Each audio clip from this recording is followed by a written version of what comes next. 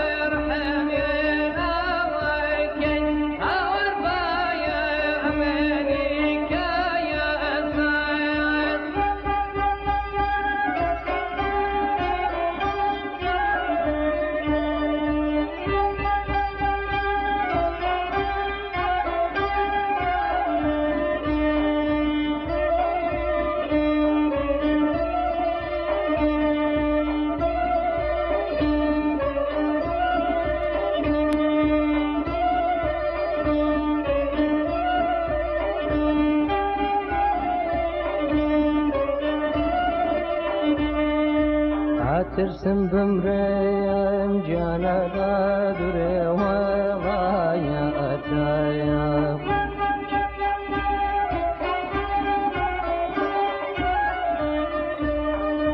ئەترسم بمرێم گیانە لە دوورێ وەڵایە ئەتایە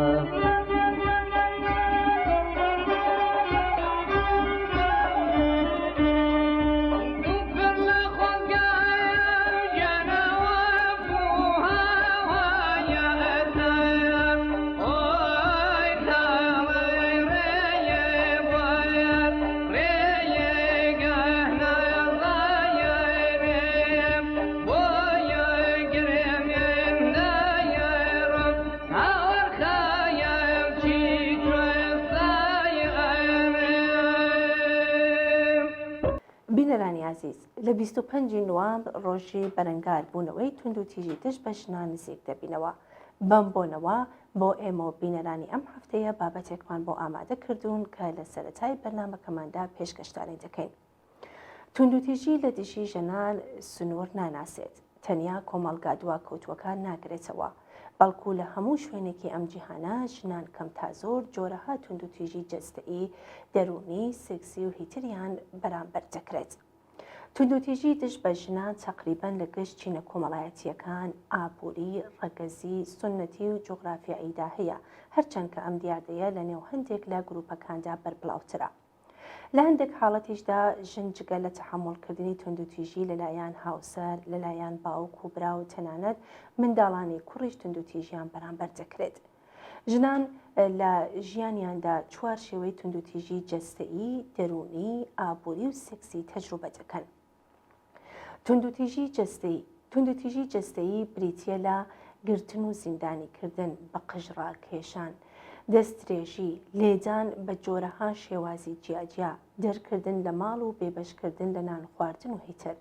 لەم ڕەوانگەیەوە ژنان لە خوڕەماباد لە ماوەی 1 ساڵدا زیاتر لە باقی ژنانی ئێران تونند و تیژیان بەرامبەر دەکرێت و ژنان لە شەهرە کورد کەمتر تونند و تیژی جۆری یەکەمیان بەرامبەر دەکرێت.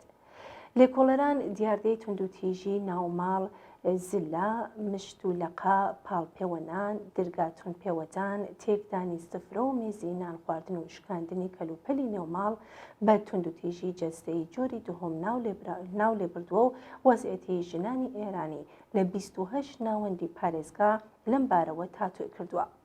لە نێو ژنانێکە تونند و تیژی جۆری دووهەمیان بەرامبەر دەکرێت، ژنانی بەندەرەباز زۆرتر ئەم جۆرە تونند و تیژیان تەجروبە کردووە. تونند و تیژی زمانی و دەرونی جۆرێکی دیکە لە تونند و تیژیەکانەکە لە ماڵدا لە دژی ژنان بەکاردێت کە بریتیە لە بەکاربردنی وشەی ناشیرین و جنێودان، بیانوگرتنی بەردەوام، بەدەخلاقی، بێڕێزی، سوکایەتی پێکردن و دەستوردان، تۆران و قسە نەکردن و هیتر. لەم بابەتانە ژنانی ئیسفەهانی لە ماوەی 1 ساڵدا زۆرتر و ژنانی بوشەهری کەمتر لە باقی ژنانی ئێرانی ئەم تونند و تیژیان بەرامبەر کراوە. تونند و تیژی سێکسی، پەیوەندی سێکسی زۆرم لێ، ئێزن پێنەدان بە ئامرازی من و پشگیری لە دووگیانبوونی نەخوازرا و سەرنج پێنەدان بە پێویستیە سێکسیەکانی ژن یەکێکێتر لە نمونونەکانی تونند و تیژی دژ بە ژنانە. ساردبوونەوەی میلی جنسی یەکێک لە ئاکامەکانی ئەم جۆرە تونند و تیژیە لە نێو ژناندایە. تونند و تیژی ئابووری، سربەخۆنەبوونی ئابووری ژنان و پێویستی ئابووریان بە پیاو یەکێک لە هۆکارە سەرەکیەکانی تونند و تیژی دژ بە ژنانە. لە زۆرێک لە وڵاتان ژنان هێزی کاری بێحەقدەستن و هیچ چەشنەداهاتێکیان نییە و ئەمەش بوار بۆ تونند و تیژی ئابووری لە دژی ژنان خۆش دەکات بە شێوەیەکە لە هەندێک حاڵەتدا ژنان تەنانەت مافی خەرجکردن و بەکارهێنانی کەلوپەلەکانی خۆشییانیان نییە. تونند و تیژی پشتگرتن لە گەشەی کۆمەڵایەتی، فکری و ئامۆزشی کە بریتین لە سنوردارکردنی پەیوەندیە بنەماڵەیی، دۆستانە و مەدەنی، پشتگرتن لە خوێندن، دۆزینەوەی کار و دامەزراندن. ساڵی یەکەمی هاوسەرگیری، دەورانی کەم و کۆڕی ئابووری ناو بنەماڵە، لەدایکبوونی منداڵ و بەساڵاتچوویی لە تونند و تیژ ئامێزترین دەورانی ژیانی ژنان بەژمار دێت. منداڵێکە توندوتیژی ناو خانوادەی دەبینێت فێر دەبێت لە گەورە ساڵیدا هەڵسوکۆتێکی هاوشێوەی بێت. میل بۆ دەربڕینی هەست بە پیاوەتیکردن، مناسباتی پیا و سالارانە، تەحمڵکردن لەلایەن ژنان لە ڕوودانی توندوتیژی لە دژی ژناندا کاریگەریان هەیە. خوێندکارانی زانکۆی تاران لە 28 ئوستانی ئێران 70 لێکۆڵینەوەی مەیدانی جێباوەڕیان سەبارەت بە توندوتیژی نێو بنەماڵە لە دژی ژنان ئەنجام داوە. ئەم لێکۆڵینەوە دەری دەخەن کە 66% ژنانی ئێرانی لە سەرەتای ژیانی هاوبەشەوە تا بە ئێستا لانیکەم جارێک توندوتیژیان بەرامبەر کراوە. سەرڕای ئەمانە ڕێژە و جۆری توندوتیژی نێوماڵ لە ئۆستانە جیاجیەکانی ئێران جیاوازیان هەیە. بەپێم لێکۆڵینەوە ژنان لە بەندەر عەباس لە سەرەتای ژیانی هاوبەشەوە زۆرتر لە ژنانی باقی ناوچەکانی ئێران توندوتیژیان بەرامبەر کراوە، بەڵام لە نێو ژنانێک کە توندوتیژیان بەرامبەر کراوە ئەوە ژنانی زاهدانن کە زۆرترین و دڵتەزێنترین توندوتیژیەکان تەجروبە دەکەن. ژنانی بەندەر عەباس لە ماوەی 1 ساڵدا بە چەندەها شێوازی جۆراوجۆر توندوتیژیان بەرامبەر کراوە و ئاماری توندوتیژی لە دژی ژنانی یاسوود کەمتر لە بەندەر عەباس و زاهدان بووە. راپۆرتەکان ئەم لێکۆڵینەوە باس لە جۆرەها پێوەری توندوتیژی نێوماڵ لە سەرەتای ژیانی هاوبەشەوە و لە ماوەی 1 ساڵ دەکەن. بە کورتی وەکو کۆبەندێک پێویستە بڵێن توندوتیژی نێو بنەماڵە دەتوانێت جەستەیی، جنسی، دەرونی یان عاتفی بێت. توندوتیژی دەتوانێت بەکردەوە یان تەنیا هەڕەشە بێت، هەروەها هەمیشەیی یان کاتی بێت. توندوتیژی بنەماڵەیی دەتوانێت لە هەر کات و شوێنێکدا چ لە سەرەتا و چە دوای تێپەڕبوونی چەند ساڵ لە پەیوەندی نێوان دوو کەس ڕوو بدات. منداڵانیش لە کاریگەریە منفیەکانی توندوتیژی بنەماڵەی چ لە کورتماوە و چ لە درێژماوەدا پارێزراو نین. هەموو شێوازەکانی توندوتیژی دەرونی، ئابووری و عاتفی و جستەیی لە دەسەڵاتخوازی و سۆڵتەگەری کەسی ئازاردەر سەرچاوە دەگرێت. بەداخەوە توندوتیژی لە دژی ژنان بە شێوەها شێوازی جیاجا لە سەرتاسەری جیهان شانسی ژیانێکی سالم و تەندروستی لە ژنان زۆت کردووە، بە هیوای جیهانێکی بەدوو لە زوڵم و ستەم و هەر جۆرە چەوساندنەوەک.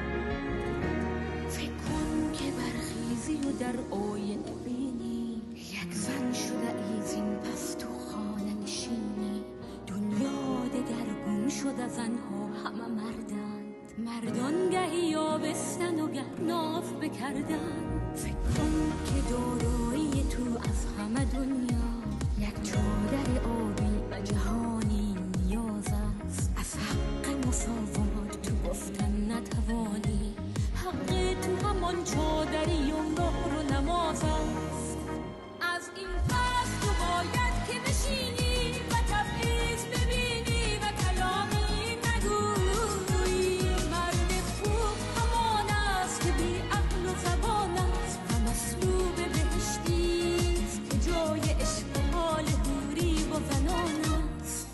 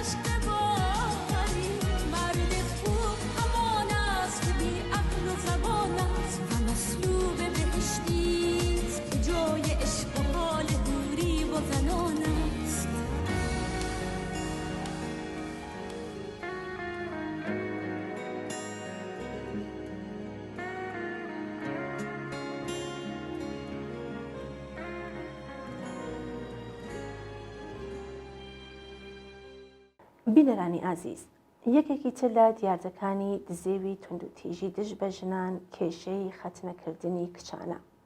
سەرەڕای ئەوەی کە ڕێکخراوی نەتەوە یەکگرتووەکان خوازیاری تاهودی جددی دەوڵەتەکان بووە بۆ سەرمایە گوزاری و بەڕێوەبردننی گەلێک بەرنامە بۆ بەرگرتن لە کەمەندامکردنی جەستەی جنسی کچان، بەڵام کۆماری ئیسلامی نەتەنیا گوێ ناداتە بەکردەوە دەرهێنانی بڕیار و ڕێنوێیەکان، بەڵکو تەنانەت ڕاگەیەنرەکان سەبارەت سەر بە حکوومەتیش لەم بارەوە بێدەنگیان هەڵبژاردووە. ئەوان تەنانەت بە کورتی و سەرزارێکیش بووە لە دژی کەمەندامکردنی جەستەی کچان و ئاکامە زیانبارەکانی ئەم سونەتە دواکەوتوانیان لەسەر جەستە و ڕەوانی کچان باس ناکەن. بێجگە لەمە لە هەندێک راپۆرت لە گۆشەوکناری ئێرانەوە باس لەوە دەکەن کە بەرپرسانی حکوومەتی هەروەها بەر بە هەڵسوڕانی وشیاردەرانە و ئامۆزشی گروپی داوطلب و خۆبەخش و بەشەردۆست کە خۆیان ڕاستەخۆ هەستاون بە جێبەجێکردنی ئەرکێکی ویژدانی دەگرن و کۆست بخەنە سەرڕێ هەوڵی ئینسان دۆستانەیان. ئەم سنەتە نامرۆڤانەیە لە ناوچەکانی ڕۆژاوای ئێران وەک خوزستان، لۆرستان و کوردستان و ئۆستانە جنوبیەکاندا باوە. لە هەندێک لە بنەماڵەدا دەمارگرێژە مەسهەبیەکاندا خەتەنەکردنی کچان وەک فەرزێکی ئائینی چاولێ دەکرێ و بەم هۆیەوە کچانی تەمەەن 4 بۆ 6 ساڵان دەبنە بەردەستی ژنانی ناشارەزا و بە ئامرازی غێرە بەهداشتیەوە تا ئەندامی هەستیاری دەستگای تەناسوڵیان لێ بکەنەوە بە خەیاڵی خۆیان کچەکەیان لە وەسوەسەی شەیتانی و چێژوەرگرتن بە دوور بگرن تا گویا دوای هاوسەرگیری وەفادار بمێنێتەوە. لە ئێران ئامارێکی ورد سەبارەت بە کەمەندامکردنی ژنان لە بەردەستانیە، بەڵام ژمارەیان لە ناوچە دوورکەوت و سەر سنوورەکاندا جێ نیگەرانیە. بەپێی راپۆرتی ناوەندی جەمعیەتی ڕێکخراوی نەتەوە یەکگرتووەکان، هێشتا نزیکەی 140 میلیۆن ژن لە 30 وڵاتی موسڵمانیشتنی دنیادا خەتنە دەکرن. بەپێی ئەم گزارشە هەموو ساڵێک 3 میلیۆن کچی تریش لە بەردەم هەڕەشەی ئەم مەترسیدان. بڕینی ئاڵەتی جنسی ژنان هەرچەند لە ئاستی کەمدا لە نێو مەسهەبەکانی دیکەشدا لە وڵاتانی ئافریقایی وەک مەسیحی و یەهودی بەرچاو دەکەوێت، بەڵام ئەمڕۆکە زیاتر لە نێو موسڵماناندا باوە. لەم نێواندا ژنانی میسری زیاتر لە ژنانی وڵاتانی تر ڕوبەڕووی ئەم حاڵەتە دەبنەوە. کەمەندامکردن ئاسەواری مەترسیدار و ناخۆشی درێژماوەی و بەردەوامی لەسەر ژنان هەیە. توانای جنسی کەم دەکاتەوە و دەرد و ئازاری عەسەبی، گرفتی دەرونی، دڵە ڕاوکێ و تێکچوونی دەستگای تەناسڵی و میزەڕۆ و ئاسیب گەیاندن بە باقی ئۆرگانەکانی تری جەستەی لێ دەکەوێتەوە. لێرەدا پێویستە ڕوو لەو بنەماڵانەکە ئەم ئازارە تووشی مناڵەکانیان دەکەن بکەین و بڵین کە لە باری لە بەرچاوگرتنی بێهداشت و تەندروستی و داهاتووی منداڵەکانیانەوە عەقڵ و مەنتیق وا حوکم دەکات خۆ لە دابوونەریت و سونەتی زیانباری پشتبەست و بە مەزهەب و دواکەوتوئی فەرهەنگی و کۆمەڵایەتی بە دوور بگرن و لەسەر بنەمای ڕێزگرتن لە مافی منداڵان و مافی ئینسان و دوورکەوتنەوە لە پێشێلکردنی مافەکانی ژن و پشتبەستن بە پێشکەوتوئی و شارستانیەت بە چاوی ڕێز و شعورەوە بڕوانە مەسەلەکە و شعور و هەستی بیۆلۆژیکی کامڵبوونی ژنان و بەهۆی بیرۆبووچوون و سونەتی دواکەوت و ڕۆحی ئینسان ئازار نەدەن و نەیان ڕوخێنن. بەخۆشیەوە ئەمڕۆ زۆربەی هەرەزۆری جەماوەری خەڵکی ئێران بەهۆی کردەوەکانی کۆماری ئیسلامی بەسەر قەید و بەندە مەسێبەکاندا بازیان داوە و ناچنە ژێرباری ئازاردانی کچەکانیانەوە. جێ خۆیەتی کە ئەم سونەتە کۆنا فڕێ بدرێتە زبڵدانی مێژووەوە تا چوارچێوەی ژیان و حەیاتی ئینسانی خۆمان لە گەمارۆی دابوونەریتی دواکەوتوو و ئەو گومان و خەیاڵانەی بەر بە حرەکەتی پێشڕۆی ئینسان بەرەو دنیایەکی باشتر و پێشکەوتوو دەگرن ڕزگار بکەین. چۆن بەرەو پیری بۆچوونی پێشکەوتون خوازیانەیە کە زامنی ڕزگارکردنی کۆمەلگای بەشەریە لە گشت ستەم و نابەرابەریەک، پادژەهرێکی شەفابەخشە بۆ پاکردنەوەی زێن و دەرونی ئینسان کە ژەهری سونەتی کۆنەپەرستانە و دواکەوتونانەیە.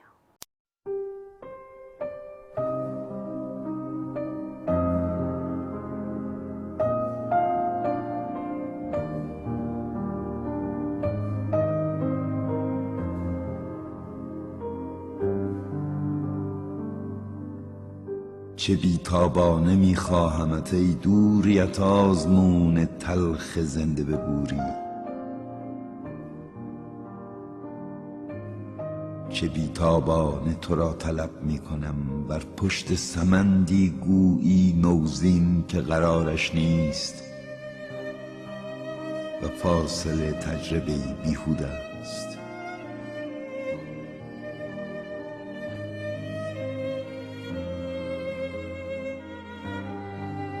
بوی پیرهنت اینجا و اکنون، کوه‌ها در فاصله سردند،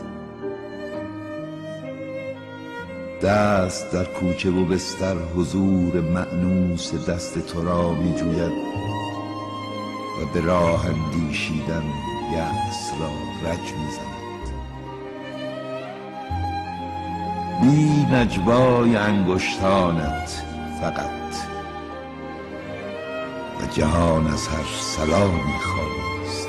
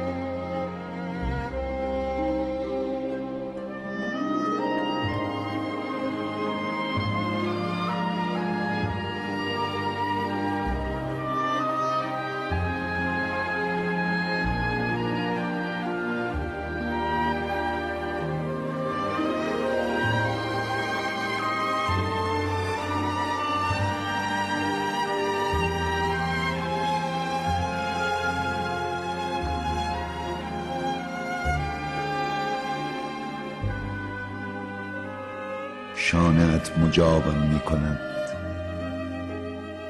در بستری که عشق تشنگی است. زلال شانه‌هایت همچنانم آتش می دهد در بستری که عشق مجابش کرده است.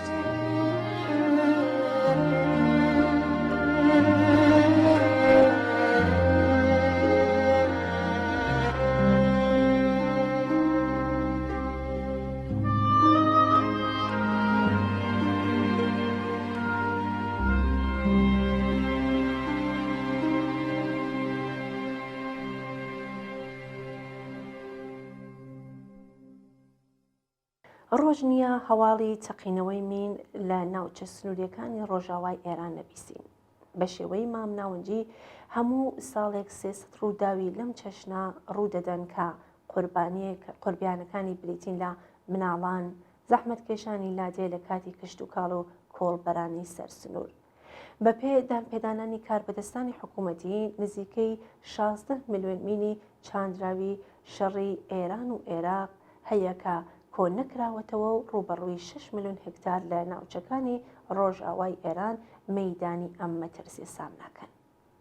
4 ملیۆن هکتاری ئەم بۆسەی مەرگە لە ناوچە شاخوایەکانی ئوستانی کرماشان، کوردستان و ئازەربایجانی ڕۆژئاوا هەڵکۆتووە. کۆماری ئیسلامی نەک هەر هیچ هۆڵێک بۆ پاکردنەوەی مەیدانەکانی مینی پاشماوەی شەڕی 8 ساڵی ئێران و عێراق نەدات، بەڵکو ڕێگریشە لەوەی کە ڕێکخراوە خێرخواز و نێونەتەوەیەکان بۆ ئەو مەبەستە بینە کوردستان و لەم بارەوەی یارمەتی خەڵک بدەن. بەڵام کێشەکە تەنیا ئەوە نییە. ڕژیمی ئیسلامی نەک هەر لە مینەکانی شەڕی کۆنەپەرستانی ئێران و عێراق کۆناکاتەوە، بەڵکو بەردەوام خەریکی چاندنی مینی تازەشە. چەند ساڵ لەمەوبەر وەزارەتی دەرەوەی ئێران لە نامێکی فەرمیدا بۆ ڕێکخراوی بانگەوازی ژنێف نووسی بووی سنوورەکانی ئێران بەهۆی بەربڵاوی دەتوانن ببن با ڕێگای هاتوچۆی تەرۆریستان و قاچاقچیان، هەر بۆیە دامەزراوەکانی بەرگری کۆماری ئیسلامی ئەو مافە بە خۆیان دەدەن کە کەمینی دژە نەفەر وەکو ئامرازێکی دفاعی بەکاربێنن. بەم جۆرە بە پێدانپێدانانی ڕەسمی دەبینین کە ئەوە بە تەنیا بە ملیۆن هامینی دژە نەفەری پاشماوەی شەڕی 8 ساڵە نین کە بوونەتە بۆسەی مەرگی بۆ قوربانیەکانیان. بەڵکو جمهوری ئیسلامی بەردەوام ئەو سلاحە بە بیانووی پرۆپۆج لە دژی خەڵکی سەرسنوورەکان بەکاردێنێ. کۆماری ئیسلامی ئێران یەکێک لەو چەند وڵاتی جیهانەیە کە ئامادە نییە پەیماننامەی ئۆتاوا تایبەت بە قەدەغەبوونی بەکارهێنانی مینی دژە نەفەر ئیمزا بکات. پێویستە بۆترێت کۆمەڵە بە فەرمی پەیمانی بەکار نەهێنانی مینی دژە نەفەری لەسەر دەستی ڕێکخراوی بانگەوازی ژنە ئیمزا کردووە. ئەوانەی کە جمهوری ئیسلامی سەرەڕای ئەم هەموو مەترسیەی کە لە شەڕی کاولکاری ئێران و عێراق بەجێماوە بە چاندنی مینی تازە ڕێگەیان لێدەگرن، زەحمەتکێشانی کۆڵبەرن کە بەهۆی بێکاری و هەژاری ناچارن گیانیان لەسەر بەری دەستدا بن و بۆ پەیداکردنی بژێوێکی مەمرۆمەژێ ڕێگای مان و نەمان بگرنە بەر. خەڵکی زەحمەتکێشی ئاوایی سنووریەکانن کە بە ڕەنجی شانیان بژێوی خۆیان بە کشت و کاڵ دابین دەکەن و ئەوەندە ئیمکانیان نییە کە بتوانن دەست لەو زەویانە کە مەترسی منیان تێدایە هەڵبگرن. زەحمەتکێشانێکی بێکار و هەژارن کە بە کوکردنەوەی گیاوگوڵی بەهاری ژیانی هەژارانیان دابین دەکەن. مناڵانێکن کە لە جیاتی بەهرەمەندبوون لە شوێنی تایبەت بۆ کایاکردن و حەوانەوەیەکی بە ئاسوودەی و بەبێ مەترسی لەگەڵ دایکیان یا باوکیان لە بەیانیەوە تا ئێوارە ڕوو دەکەنە مەزراکان و بگرە کاریش دەکەن و بەم جۆرەی کە لە ئاوایی نشکاشی مەریوان ڕوویدا دەبنە قوربانی. بەڕاستی تەکلیفی ئەو خەڵکە لەگەڵ ئەو ڕژیمە کە هیچ بوارێکی ژیانی بە ئاسوودەیی و بەبێ دڵڕاوکێ بۆ نەهێشتونەتەوە چی؟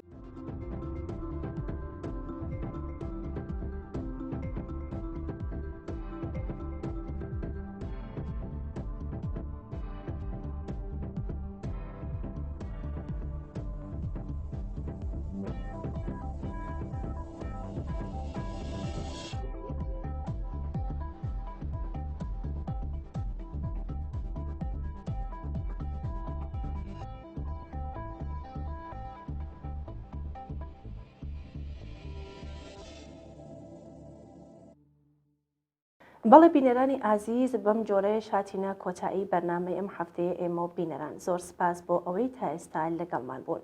چاوەڕێ نامە و ئیمەیل و پەیوەندیەکانی تەلەفۆنی ئێوەین. بۆ هەرچی زۆرتر ڕازاندنەوەی بەرنامەکەی خۆتان پەیوەندیمان پێوە بکەن و پەیام و ڕابۆچوونەکانتان باس بکەن. هەر شاد و بەختەوەر بن، ماڵەوە.